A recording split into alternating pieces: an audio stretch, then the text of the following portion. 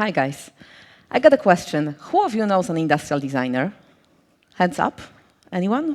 I have to look. OK, there are a few. What do you think they do for their jobs? What is the thing that they do as daily course? Drawing, like Ralph said? Anything else?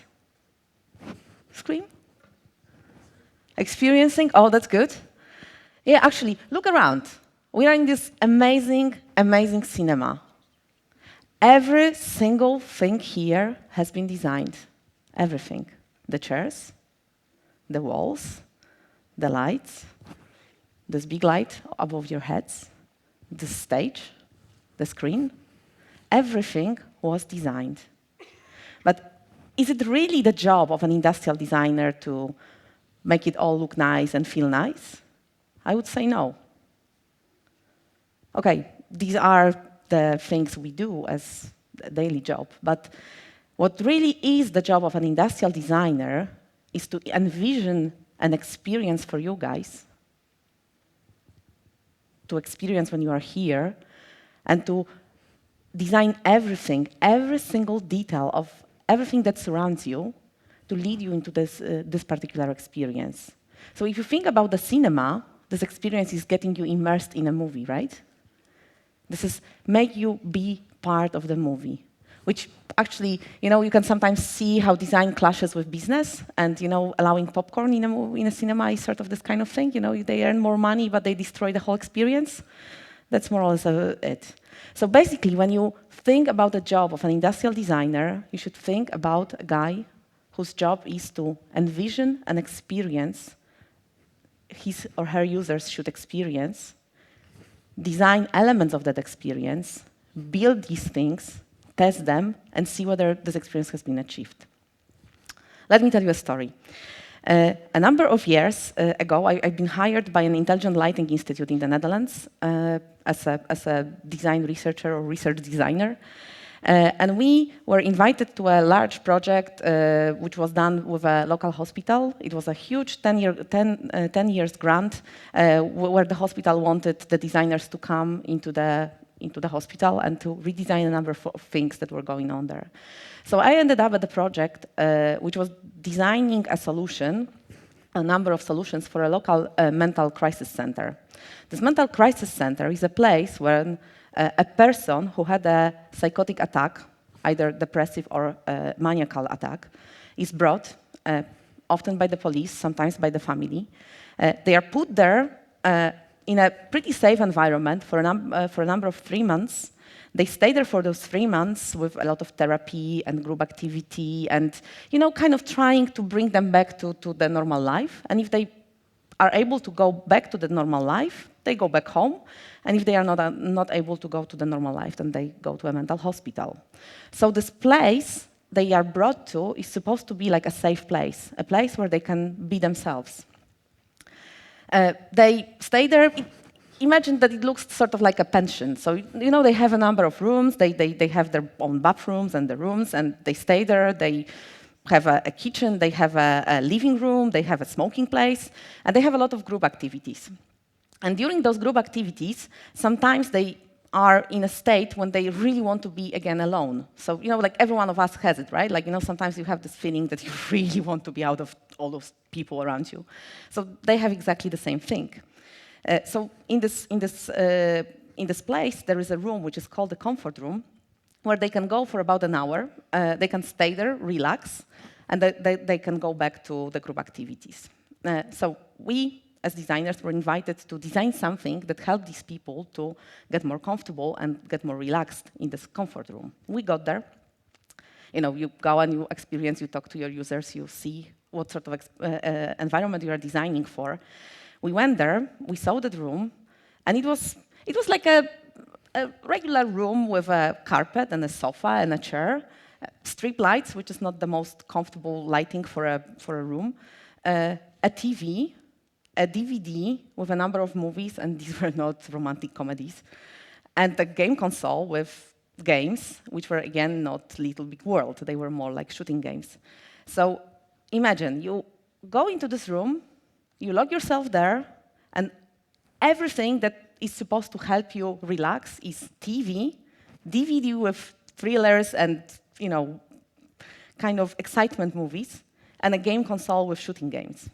Not really relaxing. So we were there and we were thinking, okay, we have to do something about it. We went back as a bunch of designers to the university. We sat together and we started thinking, okay, what is this thing that relaxes us? We were thinking, and then we thought, okay, there's this whole story about yoga and about breathing exercises as something to relax us. So how about trying to think whether there is an ideal breathing pattern? So, we went to the internet, we started looking, and we found out there actually is something like an ideal breathing pattern. It's something like this, so basically it's like a rhythm. You go like 1, 2, 3 for breathing in, then you stop, and then you go 1, 2, 3, 4, 5 for breathing out, and then you stop. Shall we try it? Okay. 1, 2, 3, stop. 1, 2, 3, 4, 5, stop. And again, 1, 2, 3, stop.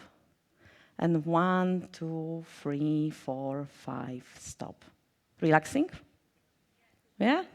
Yeah, that was the thing that I was doing just there, just a moment ago. Okay, so we thought, fantastic. We have something like a rhythm which can be visualized, which is a good thing for a designer. So we thought, okay, we will build a lamp. We'll build a lamp that was lamp like this. It was supposed to be 1 meter tall. We built a prototype which was a bit smaller. It had strip LED lights going all the way up. And we thought, okay, we can lead those lights in this ideal breathing pattern. So it can go like, leading up from the bottom to the top, 1, 2, 3. Then it stops, and then it goes all the way down, 1, 2, 3, 4, 5, and it stops for a moment, and so on. So, we built the lamp. We thought, cool, this is really nice thing. We brought it to that hospital. We got this lady who was supposed to do the test for us. She was almost on the way to recovery, but actually when we got there, we had to spend about 10 minutes trying to drag her out of her bathroom because she didn't want to leave the bathroom to do the test with us. Okay, we got her out. We put the lamp in front of her. We were so proud, we were so proud because, we loved our design. She looked at it and she said, like, I don't like it. I don't like it. And we're like, why? Like, what happened? And then she said, like, I don't like it because this lamp doesn't listen to me. This lamp is doing something that is not helping me breathe. This lamp is working on its own and I'm doing things on my own and, I don't like it. Okay, we took the lamp back to the university and we thought, okay, we have to do something about it. We went back to do some research. We figured out that this breathing pattern that I was just showing you is a breathing pattern that's not really the same for everyone. So the rhythm is the same, but the pattern is different for every single person.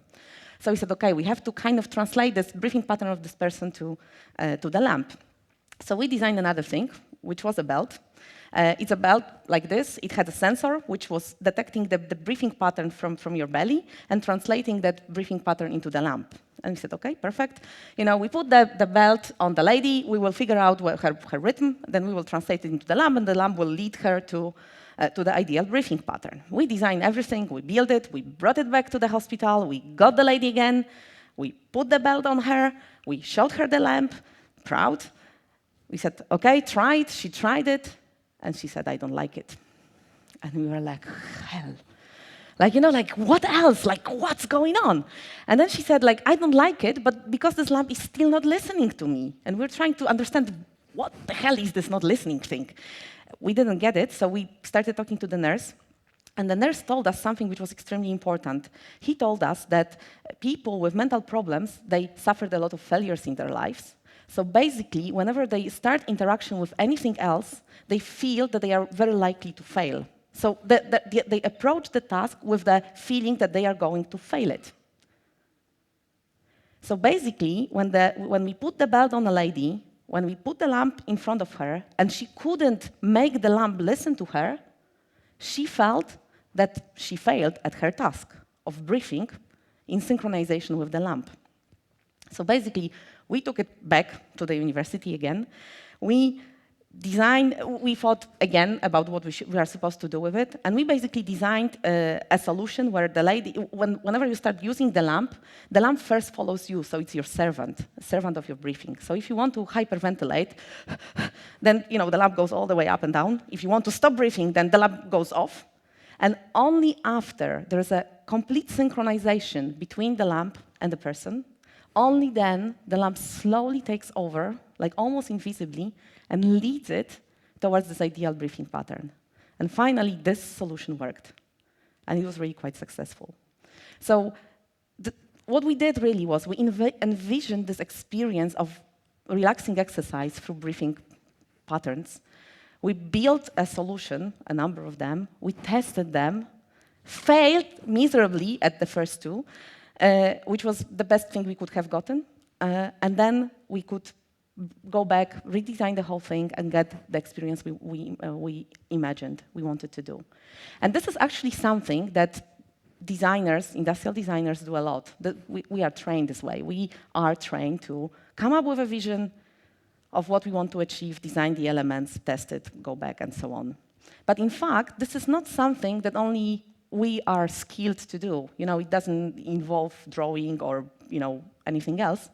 This is something that every single person, every one of you can do in your daily work.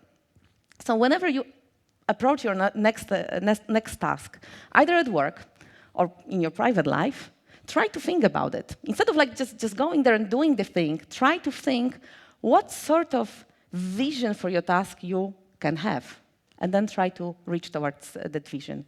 If you think about simple things like booking holidays, that can also work. You can think of some vision of the experience you want to have, and you might end up at the North Pole instead of sunny beaches of Turkey.